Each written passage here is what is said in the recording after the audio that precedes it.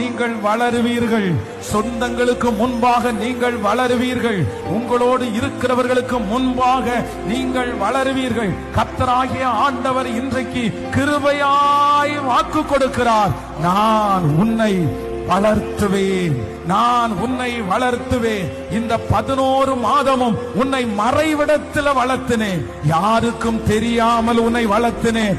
ஆனால் இந்த 12வது மாதம் அநேகர் காணும்படியாக, அநேகர் பிரமிக்கும்படியாக மறைந்திருந்த உன்னை நான் வெளியரங்கப்படுத்தி, மறைந்திருக்கிற உங்களையும் என்னையும் வெளியரங்கமாய் அநேகருடைய கண்ணு காண வளர்த்துவேன்.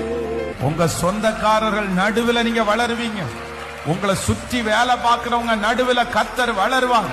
சத்துருக்களுக்கு முன்பாக உங்களுக்கு ஒரு பந்தியை ஆயத்தப்படுத்தி உங்கள் தலையை எண்ணெய்கள் அபிஷேகம் பண்ணி, ஆமென்.